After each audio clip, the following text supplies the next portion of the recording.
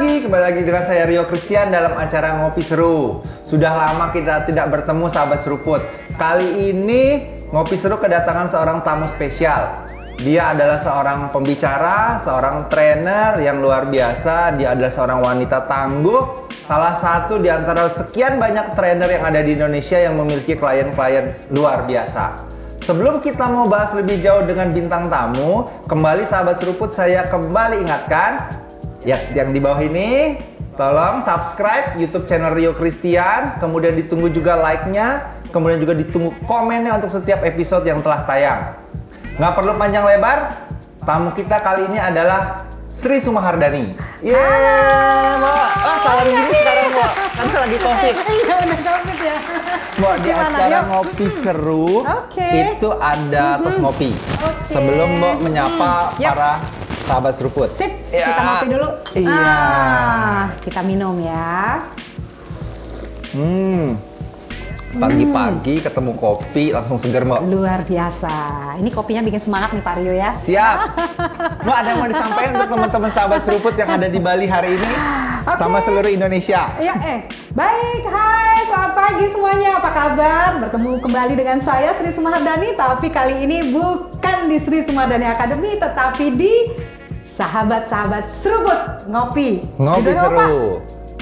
Ngopi seru. Nah. Di Ngopi Seru ya pagi ini tentunya pasti ini acaranya pasti seru. Yes, gitu betul. ya, Pak. Mbak, Oke. thank you banget. Saya Oke. mewakili BPR Kas Indonesia, mewakili kru Ngopi Seru untuk waktu dan kedatangannya untuk berbagi di acara Ngopi Seru. Semoga semakin banyak orang nanti yaitu sahabat seruput mendapat pencerahan, insight menghadapi kondisi hari ini. Hari ini nih COVID-19 menyerang tidak hanya Bali, Indonesia. COVID-19. Tidak hanya bikin orang-orang posisinya sekarang yang sakit tambah banyak, Iya. tapi ternyata kegiatan ekonomi juga sekarang mulai melambat, bahkan beberapa mulai berhenti, banyak orang di PHK, Iya. banyak orang dirumahkan sementara, sehingga kayaknya kelihatan hari besok itu gelap. Nah, kita mau gali itu, Iya, Mbak, iya. dari sisi seorang trainer, Ya. seorang coach, Sri Sumahardani, bagaimana sih kita harus bersikap ke depannya. Nah, sebelum kita ke sana, Ya. penting juga nih sahabat seruput harus tahu, karena saya harus endorse pemirsa setiap bintang tamu kami di sini. Gimana sih ceritanya seorang Sri Sumahardani? Setahu saya dulu bankers. Iya, betul. Betul ya, Mbak ya? Iya, betul. Sekarang tiba-tiba bisa menjadi coach itu gimana ceritanya, Mbak? Oke, nih banyak yang nanya loh Pak Rio ya. Karena dulu kulit kan nih ganti kulit ceritanya nih. Yes. Kulitnya dulu seorang banker, sekarang kok jadi trainer gitu Benar. ya. Oke, saya ceritakan dulu ya dari pertama. Sebenarnya kenapa menjadi trainer itu yang pertama sekali adalah cita-cita dulu. Pasti cita-citanya. Sebenarnya ini adalah wadah cita-cita yang tidak tercapai, Pak Rio. Oke. Baru tahu kan? Baru tahu. Jadi baru tahu ya. Jadi sebenarnya saya cita-cita saya dari dulu itu adalah guru. Oh, Nah, guru. guru loh. Tapi nyasar jadi bankers. Oke, Guru terus? ya. Nah, karena guru, kenapa? Pasti pertanyaannya kenapa sih guru? Karena saya lihat guru itu adalah pekerjaan yang mulia. Oke. Kalau menurut saya ya, jadi guru itu adalah pekerjaan mulia. Saya ingin sekali jadi guru dan tentu kalau punya murid itu pasti akan ceria terus gitu. Selain karena saya senang bicara. Oke. Tapi ya, kembali kandas gitu ya, karena jodoh saya pertama kali itu bukan di guru. Sebenarnya selain guru presenter juga, pengen Yeah. presenter TV, tapi kandas juga. Jodoh yang pertama itu adalah Bankir. Nah, Oh. tapi ya perlu kita ketahui bahwa saya sebenarnya banyak belajar itu di bank. Saya banyak belajar menjadi trainer tuh di bank sebenarnya, karena kita kan orang bank nih Iya, dulu. Nah, dapat Pak ilmunya Rio apa juga ya? orang banker Oke. Banker itu sebenarnya 4, Pak Rio. Menurut orang banker profesional, Alan Baker, banker di Amerika, nomor 1 di Amerika, dia bilang orang banker harus punya 4. Yang pertama dia harus seorang akuntan. Kontan, oke, ngerti keuangan. Seperlimanya tuh harus akuntan dari pemikirannya. Oke. Yang kedua, dia adalah seorang lawyer. Oke, dia seorang lawyer juga. Lawyer itu artinya banyak sekali aturan-aturan yang harus dia lakukan. Dipenuhi. Itu 2/5. 3/5-nya dia adalah seorang politik ekonomi. Oke, Political ekonomi. Jadi political dia harus ekonomi. mengerti ekonomi dong. Iya, Kalau orang makro banker, dan mikronya pun harus tahu. Tahu. ya orang banker. Nah yang terakhir ini nih, gentleman. Oh, apa tuh maksudnya? Gentleman adalah coba. Kalau saya tanya Pak Rio, gentleman apa dalam pikirannya Pak Rio? Nah, orang yang sopan, tahu menempatkan posisi pada apalagi? saat bertemu dengan orang dan melayani. Kalau saya tanya nih ke pemirsa Sahabat seruput ya, gentleman tuh apa? Gentleman tuh apa? Pasti bilangnya ganteng, betul? Iya. Ganteng, gagah, berani, tanggung jawab. Nah, itulah seorang banker. Saya banyak belajar di sana. Makanya ketika kita jumlahkan itu 1/5, 2/5, 3/5, 4/5 itu gentleman, totalnya tuh double size 2. Oke. Jadi kapasitas seorang banker tuh sebenarnya melebihi profesi-profesi yang lain gitu. Makanya di sana bergurunya dulu, iya, nyari bergurunya, ilmunya. betul, seorang banker. Berapa tahun jadi banker, Mbak? Hampir 29 tahun. Oh. Jadi di swasta, Oke. nomor 1 di Indonesia juga itu sekitar 4 tahun. Kemudian saya puluhan tahun di Bank Nasional Indonesia. Nah, pada saat akhirnya menemukan kembali ahanya atau insight pencerahan, oke, saya memutuskan kayaknya panggilan saya ini menjadi seorang trainer. Itu tahun berapa dan peristiwa apa yang merubah turning point-nya seorang Sri Sumhardani jadi hari ini? Nah, ini yang patut diketahui sebenarnya. Ketika kita di bank, nah saya di sini kan sering mengajar dari bank swasta dulu. Saya sudah mengajar untuk junior, betul tuh di sini mungkin sama ya BPRKAS ya. Jadi yang senior mengajar yang junior. Itu kan trainer. Yes. Kemudian saya harus juga memberi edukasi kepada para nasabah. Nah itu kan trainer juga sebenarnya. Nah, tapi terbatas pada hal-hal tersebut kan gitu kan ya. Nah saya orangnya senang belajar Pak Rio. Jadi ketika saya menjadi seorang marketer, bahkan marketer terbaik itu, saya tidak hanya ingin tahu dari lapangan. Saya nggak mau. Saya harus belajar dari segi teori. Saya ngambil master di marketing. S2-nya marketing. Oke. Nah, jadi ketika saya belajar S2 di marketing, nah kembali lagi saya banyak belajar sama dosen-dosen di sana. Oh begini jadi orang dosen, oh begini jadi pergaulannya berubah nih. Dulu banker terus sekarang sekarang para akademisi. Iya, akademisi gitu. Kemudian suatu hari ada yang menelpon saya, Bu Sri, kami memerlukan seorang praktisi untuk mengajar para pegawai bank gitu. Yang lagi ngambil kuliah. Maksudnya? Yang para pegawai bank yang ini datang ke kampus bukan. atau ini profesional. Profesional. Artinya saya menjadi trainer tuh sudah sering ya banyak, tapi yang mulai berbayar nih, trainer kan berbayar. Berbayar itulah saatnya. Jadi ketika ada orang menelpon saya, boleh nyebutin nama nggak? Boleh. Boleh ya? Boleh dong. Itu adalah Aku Bang, punyanya Mr. Alex. Itu mentor saya juga. Saya belajar banyak sama beliau. Dia membutuhkan trainer yang praktisi perbankan. Nah, dipilihlah saya. Artinya ada yang rekomendasi kepada saya. Salah satu dosen saya rekomendasi, Bu Sri aja. Dia tuh praktisi gitu. Akhirnya yang berbayar pertama kali adalah ketika saya diundang oleh sekolahnya Pak Alex, Aku Bang. Tahun berapa, Mbak? Tahun 5 tahun lalu, tahun 2015. Tapi saya memperhatikan luar biasa karir seorang Sri Sumhardani. Kalau kita bisa ngomong tahun 2015 sampai ke 2020 itu yang saya perhatikan dari luar, Mbak. Itu cepat sekali.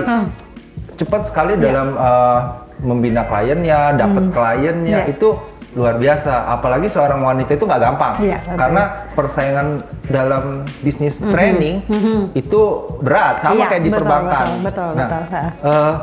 Bagaimana sih seorang Sri Sumhardani menentukan positioning saya apa nih sehingga bisa menggrab atau mendapatkan klien yang banyak dan juga bagus-bagus gitu loh. Nah sebenarnya gini.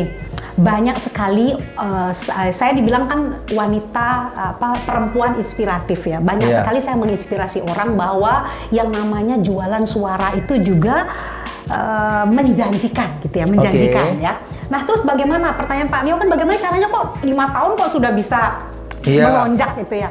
Nah yang pertama tentu kita harus profesional Pak. Jadi ketika saya masih di bank, jadi 2015 saya masih di bank, kemudian saya sudah menjadi berbayar, training yang berbayar, saya mulai berpikir, seandainya saya mendua seperti ini, saya tidak akan mendapatkan yang namanya keahlian dalam Iya. mengajar. Dan saya tidak boleh dong menomorduakan tempat saya bekerja Iya. kan gitu ya, harus profesional. Hanya saya resign di 2016.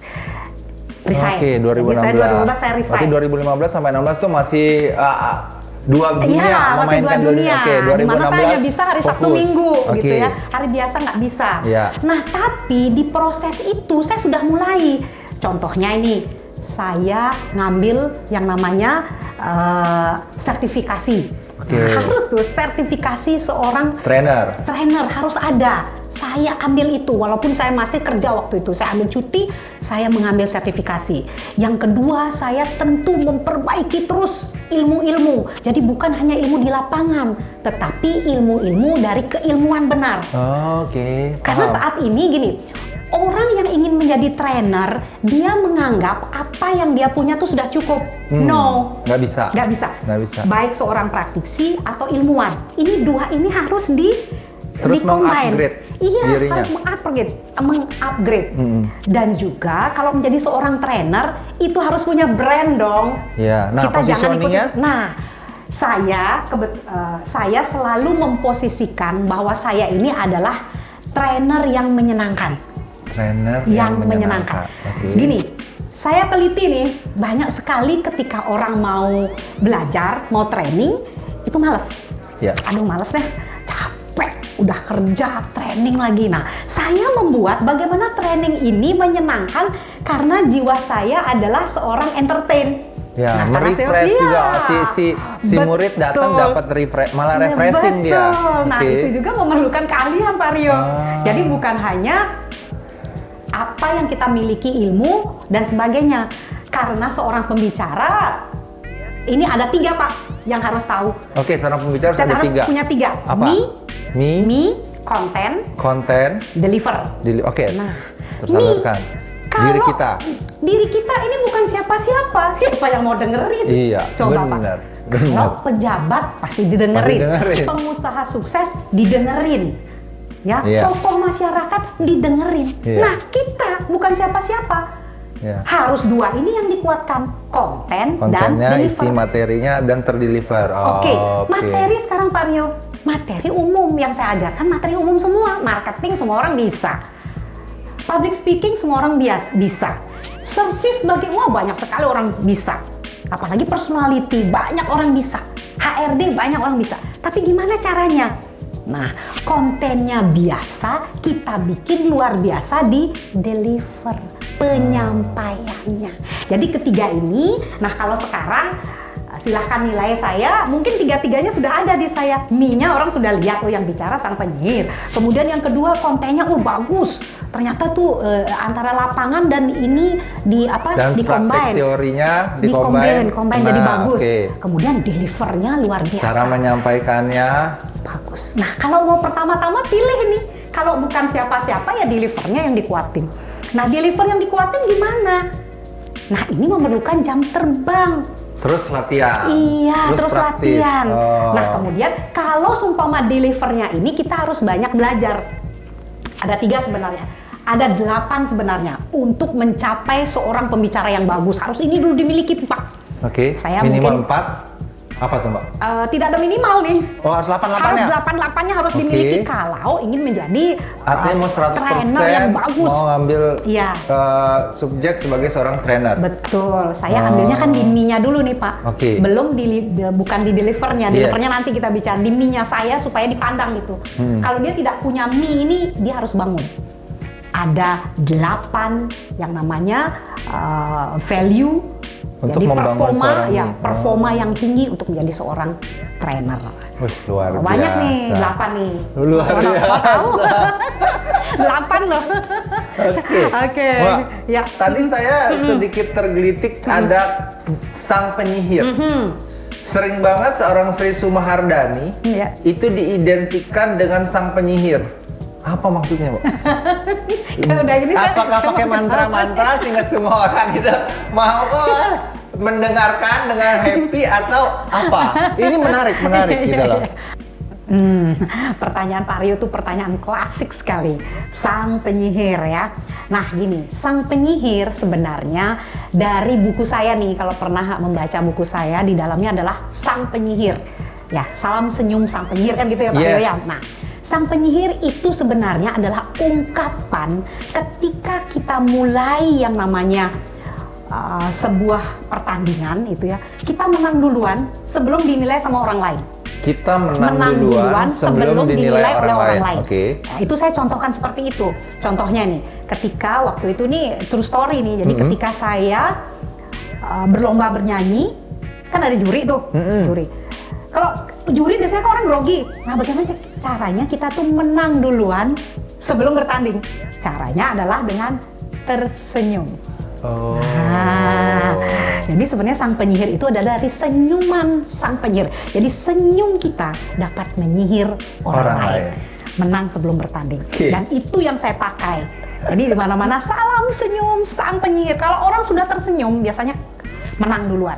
Menang pokoknya. Pokoknya menang dari paling tidak dari hati dulu menang. Artinya itu sebenarnya adalah bagian pembelajaran yang Sri Sumardhani dapat dari Mi. Iya. Oke. Balik lagi berarti. Iya.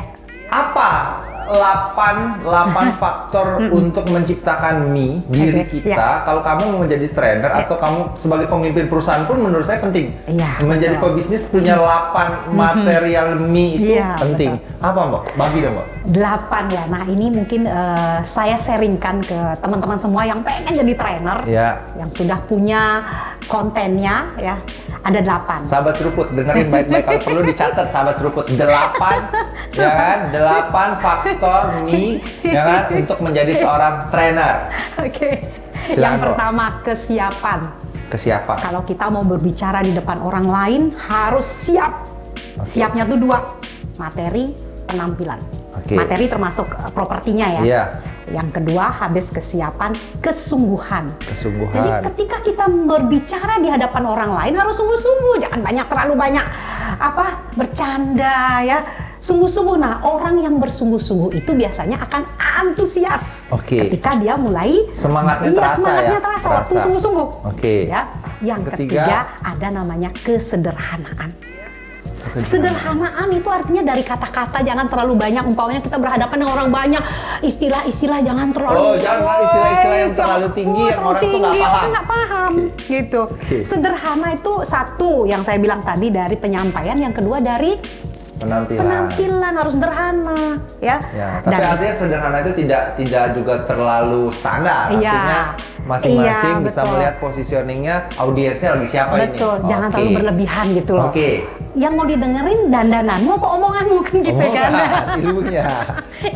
Jadi kesederhanaan. Nah kemudian ada namanya keramahan. Harus ramah. Mau jadi trainer, ramah itu jangan hanya pas di depan kamera, jangan hanya pas ketika kita berhadapan dengan publik, tapi keseharian kita harus menjadi orang yang ramah. Artinya itu adalah sesuatu yang memang tulus apa adanya.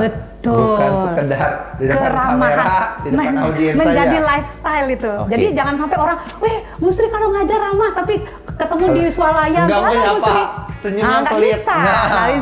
Trainer tuh harus ramah di segala tempat. Nah, yang tadi Bapak bilang, yang kelima, ketulusan. Ketulusan ini artinya jangan banyak tendensi.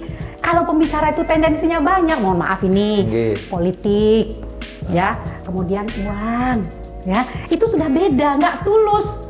Contoh nih kalau politik, saya harus begini biar terlihat begini. Nah, saya harus begini biar begini. Nah, itu udah nggak tulus. Ada tendensi, apalagi masalah duit.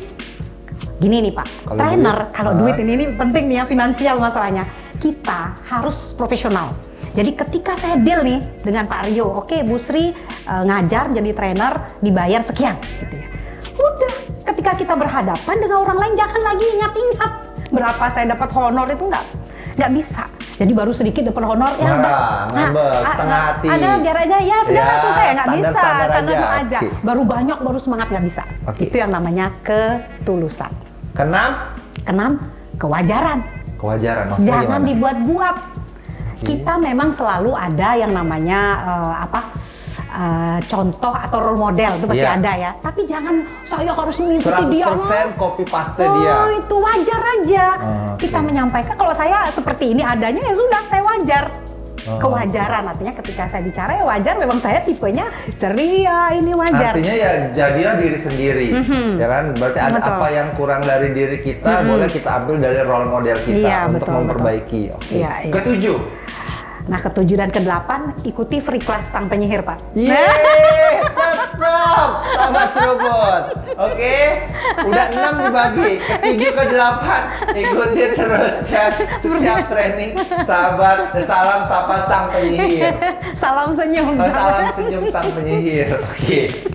Ini saya banyak belajar. Oh, harus begitu caranya. Tetap ya. Iya, iya, iya. Oke. Kalau Mbak udah 4 tahun berjalan. Ya. Kedepannya udah bikin buku juga. Iya. 5-10 tahun lagi ke depan, apa sih keinginan seorang Sri Sumahardani terkait sekarang sebagai seorang trainer? Apa sih dreamnya, impiannya? Ini Pak, sebenarnya ya, ini sebenarnya nih kayak curhat nih. Saya yang curhat sama Pak Arya sama sahabat seruput ya. Kita dengerin. Gini, banyak sekali yang minta kepada saya, Bu Sri kok nggak buat sekolah, betul? Bu Sri kenapa kok tidak buat ini, itu yang lebih besar lah gitu.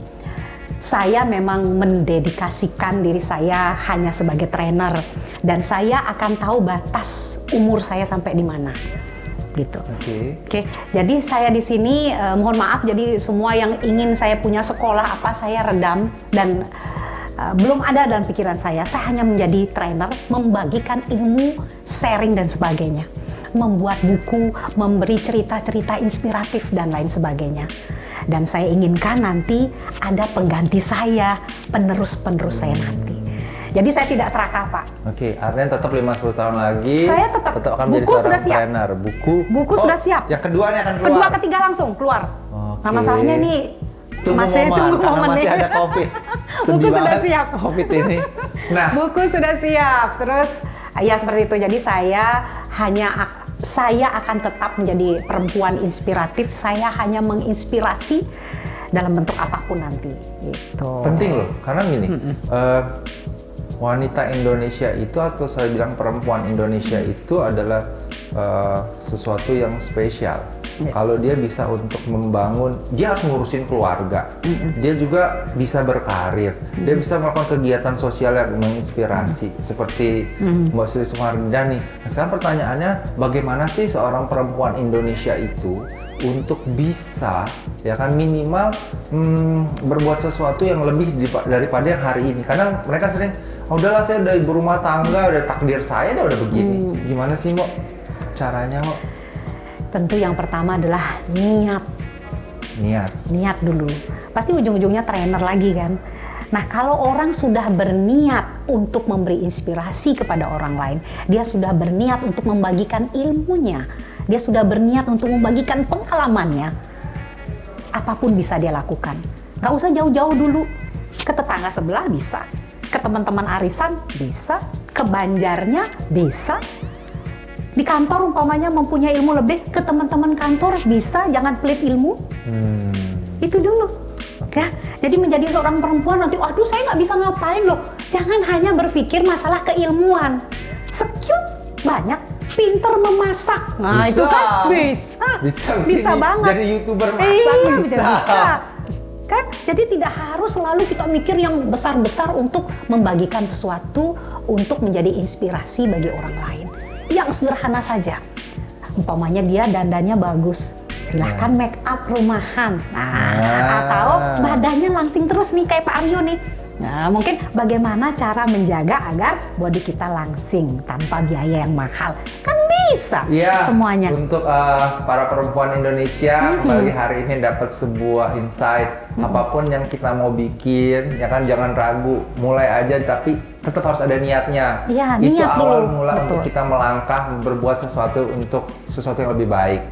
Nah, Wak, role model seorang Sri Sumahardani ini kalau ngomong trainer, yang menginspirasi semua, kayaknya dia keren banget. Saya belajar banyak dari dia itu siapa, Wak? Role model itu selalu ada di mana-mana.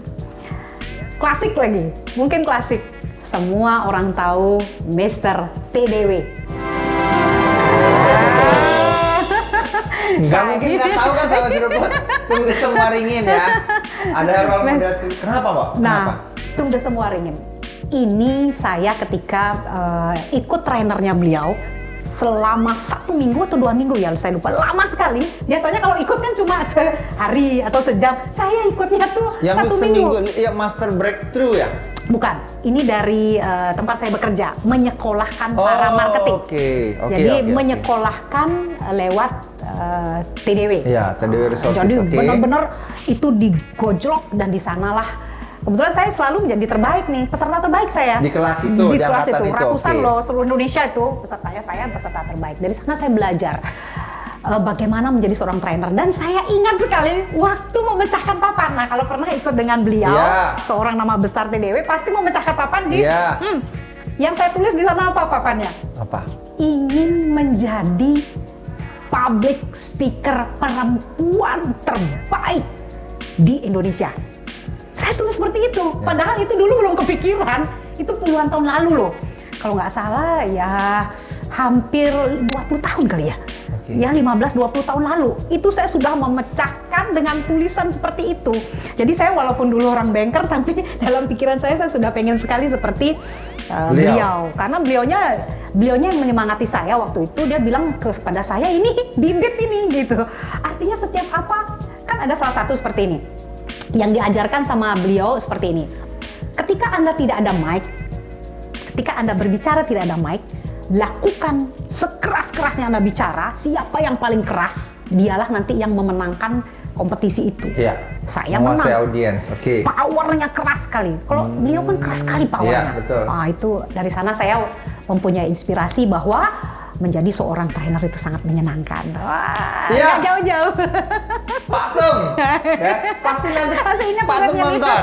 Ya, ternyata di Bali juga ada salah satu murid Pak Tung yang puluhan tahun lalu, ya, sekarang juga menjadi seorang trainer.